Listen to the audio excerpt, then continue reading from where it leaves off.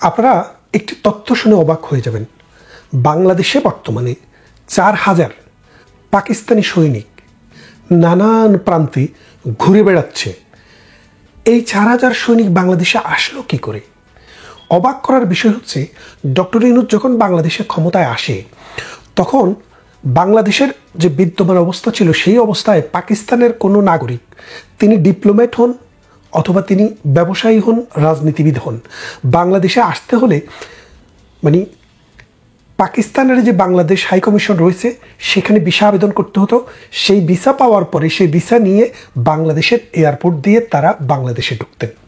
তো ডক্টর ইউনূস এসে যেটা করলেন যে এখন থেকে বাংলাদেশে ডিপ্লোম্যাটিক কনসুলেটের সাথে অথবা বাংলাদেশে যে পাকিস্তানের রাষ্ট্রদূতরা রয়েছে তাদের কোনো সহকারী বা সহযোগী অথবা তাদের মনোনীত মানুষরা এই বাংলাদেশে আসতে এখন থেকে আর পাকিস্তান থেকে কোনো ভিসা ইস্যু করতে হবে না, শুধু তাদেরকে পোর্ট এন্ট্রি দেওয়া হবে। তো প্রথম আপনারা অনেকেই ভাবছিলেন যে কিন্তু কেন হঠাৎ করে পাকিস্তানের সাথে তো আমাদের সেই রকম বড় কোনো ব্যবসা বাণিজ্য নেই, সামান্য সিটে ফোটা ব্যবসা বাণিজ্য আছে, আর ব্যবসা বাণিজ্য করবে বা কী করে? পাকিস্তানের মূল কাজ তো পৃথিবীতে মৌলবাদী সাপ্লাই করা, যেটা দিয়ে ফান্ডামেন্টালিস্ট মানুষ তৈরি করা, যেটা দিয়ে তারা নিজেরাও এখন ডুবে যাচ্ছে। সেই পাকিস্তানের সাথে এরকম চুক্তি হলো কেন? পরবর্তীতে আমরা যেটা খবর পেলাম, বাংলাদেশ যে ইমিগ্রেশন ক্রসিংয়ের হার কী পরিমাণে, ইমিগ্রেশন অথরিটি বাংলাদেশ পাকিস্তানের রাষ্ট্রদূতের লোকদেরকে ভিসা দিতে হলো। এই ৪,০০০ মানুষ বিভিন্ন সময়ে গত এক বছরে বাংলাদেশের বিভিন্ন অঞ্চল দিয়ে, বিভিন্ন পোর্ট দিয়ে, বিশেষ করে পোর্ট দিয়ে বাংলাদেশে এসছে। চিটাগং আন্তর্জাতিক বিমানবন্দর এবং ঢাকা, সিলেট এই তিনটি বিমানবন্দর ব্যবহার করে তারা বাংলাদেশে এসছে। তারা বাংলাদেশে আসার পর এয়ারপোর্ট অথরিটিকে আগেই তাদেরকে ভিসা দেওয়ার জন্য নির্দেশনা দেওয়া হয়েছে এবং তারা বাংলাদেশে এখন ঘুরে বেড়াচ্ছে। এদের কাজ কি? এদের কাজ দুইটা। প্রথম কাজ হচ্ছে ডক্টর ইউনূসের নেতৃত্বে যে বাহিনীটি ক্ষমতায় আছে এই বাহিনীটি চাচ্ছে বাংলাদেশে যে বিদ্যমান কাঠামো সেই কাঠামোটি ভেঙে ফেলবে। ভেঙে ফেলে বাংলাদেশে আর্মি যে আছে, বাংলাদেশের যে আর্মি, সে আর্মিটাকে আর রাখা হবে না। অর্থাৎ বাংলাদেশে আর্মি বলে কোনো কিছু আর থাকবে না। বাংলাদেশ আর্মিতে যারা থাকবে তারা মূলত কাজ করবে পাকিস্তান আর্মির নির্দেশে। এবং বর্তমানে বাংলাদেশে যে আর্মি রয়েছে তারা অনেকেই এটার সাথে একমত পোষণ করছে না। সেই জন্য তাদেরকে নানাভাবে, আপনাকে একটা জিনিস বলি, পৃথিবীর সব দেশেই সার্ভিসম্যান বলেন, সরকার বলেন আর জনগণ বলেন, খুন, হত্যা, দর্শন, রাহাজানি, লুণ্ঠন সভ্য দেশ অসভ্য দেশ সব জায়গায় আছে। যেমন মনে করেন, আপনি যদি ইসলামিক কনসেপ্টেও বিশ্বাস করেন যে আদমের সন্তান, এক সন্তান হাবিল কাবিল, তারা দুই ভাই, এক ভাই আরেক ভাইকে হত্যা করেছে।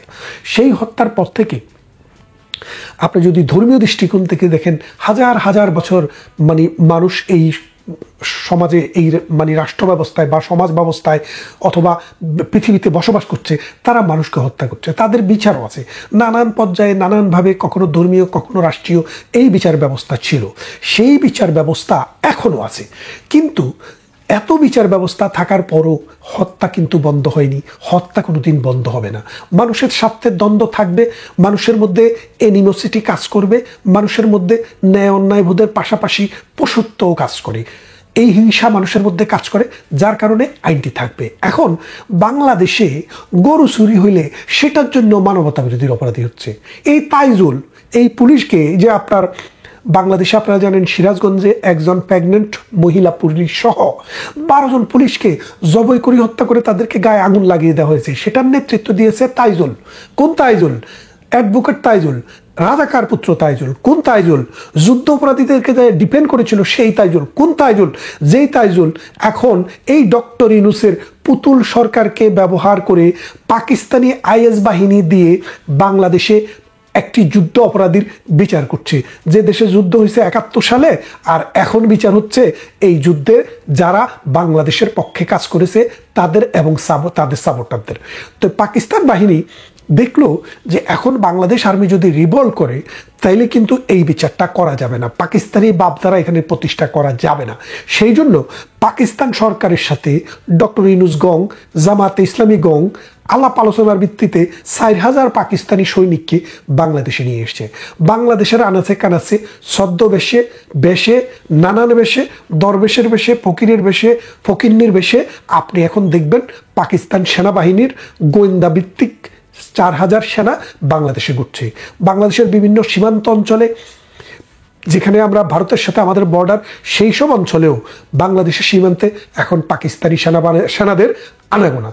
এর ফলে যেটা হয়েছে যে বাংলাদেশ এবং ভারত যে দুটি বন্ধুপ্রতিম দেশ, এই বন্ধুপ্রতিম দেশের মধ্যে যে একটা অবিশ্বাস তৈরি হচ্ছে, যে একটা শত্রুতা তৈরি হচ্ছে, এই দুটি রাষ্ট্র কোনোভাবেই শান্তিপূর্ণ সহ অবস্থান আর করতে পারবে না।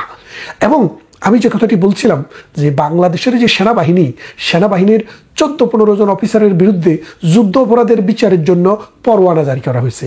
এখন খেয়াল করে দেখেন, এই পরোয়ানার ফলে আর্মি কিন্তু তার সেনাবাহিনীকে পুলিশের হাতে তুলে দেয়নি। যদিও টেকনিক্যালি এটা হ্যাঙ্গিং অবস্থায় আছে, কিন্তু তারা তুলে দেবে না।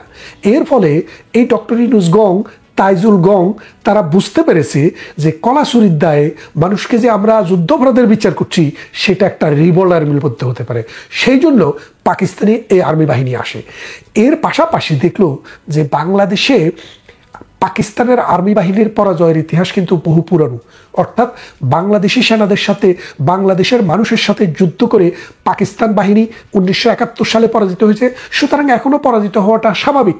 সেই জন্য তারা শুধু পাকিস্তানি সেনাবাহিনীর উপরে বিশ্বাস করে না থেকে আমেরিকার থেকে সেনাবাহিনী নিয়ে এসছে। আমেরিকা থেকে 2 ফোল্ডারে আসছে।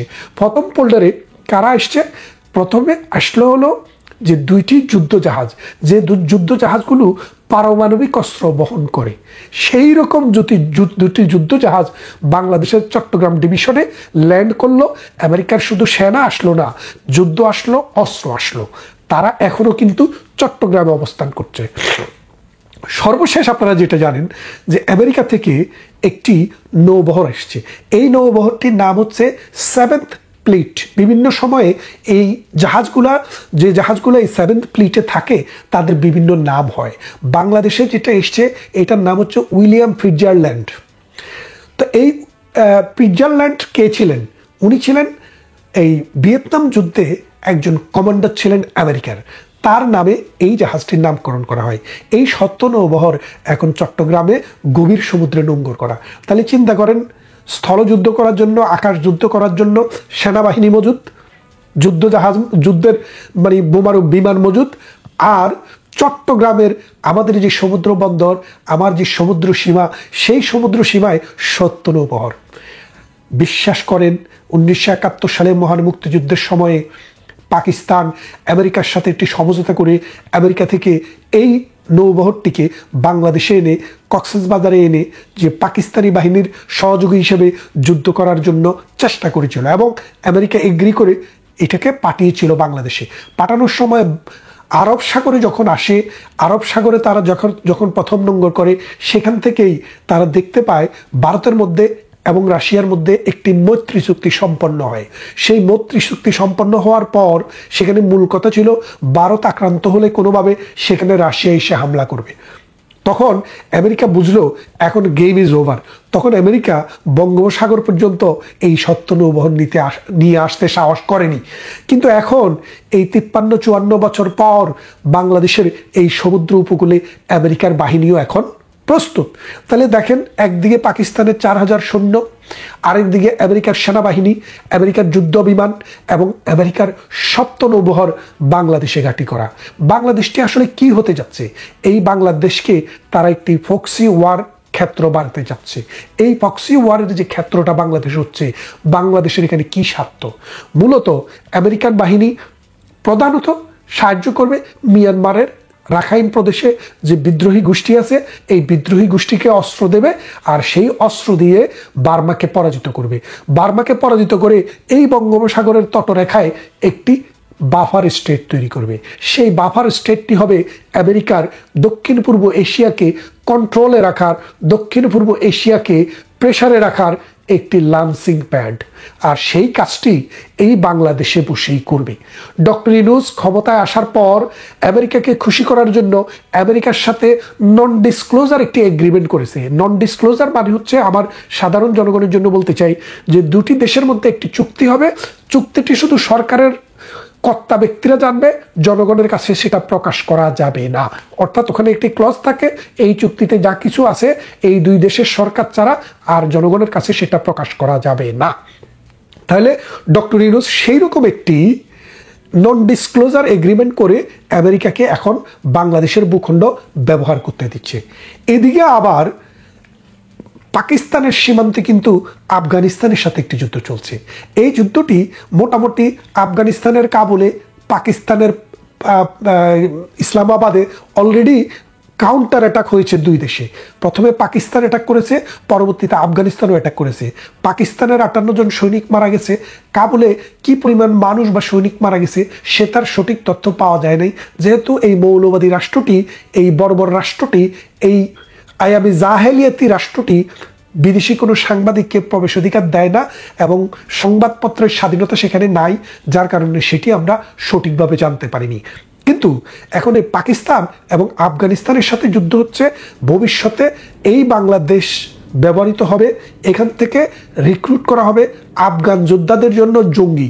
অলরেডি আফগানিস্তানে 2 জন জঙ্গি ধরা পড়েছে এবং 1 জন মারাও গিয়েছে, আপনারা শুনেছেন।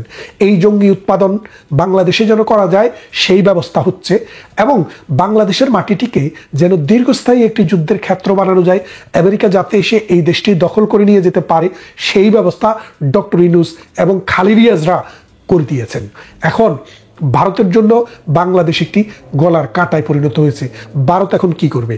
ভারত যদি এইভাবে গলার কাঁটা হয়ে যে যদি গলায় কাঁটা নিয়ে যদি বাঁচতে পারে বাঁচবে, আর না পারলে ভারত কিন্তু তার মতো করে অ্যাকশন করবে। ভারতের নানান বাহিনী, গোয়েন্দা সংস্থা, নিরাপত্তা উপদেষ্টা, সরকার, পররাষ্ট্র মন্ত্রণালয়, তারা কিন্তু একের পর এক মিটিং করে যাচ্ছে, সিটিং করে যাচ্ছে যে বাংলাদেশ যদি সত্যিকার অর্থেই ভারতের জন্য একটি সিরিয়াস হুমকিতে পরিণত হয়, তাহলে কিন্তু বাংলাদেশকে আজকের স্টেটে এই সীমারেখায় এইভাবে ভারত দেখতে চায় না। তাহলে আগামীর বাংলাদেশ, এই যুদ্ধক্ষেত্র বাংলাদেশ কি হতে যাচ্ছে অপেক্ষা করুন, খুব শীঘ্রই আপনারা দেখতে পাবেন। বোট নাম শুনছেন তো? বোট কিছুই বাংলাদেশে হবে না। বাংলাদেশে রক্তের হোলি খেলা হবে এবং বিদেশি সৈনিকেরা এই বাংলাদেশকে নিজেদের সাথে ব্যাটেল গ্রাউন্ড বানাবে, আর আমার জনগণ না খেয়ে অনাহারে অদ্যহারে মরবে, অর্থনীতি ডুবে যাবে, রাজনীতি চিরবিদায় হয়ে যাবে। ডক্টর ইউনূসের মতো টাউটরা এই দেশের যখন দায়িত্ব নিয়েছে, তখন জনগণকে এই পরিণতি ভোগ করা ছাড়া আর কোনো কিছু আছে বলে আমরা মনে করি না।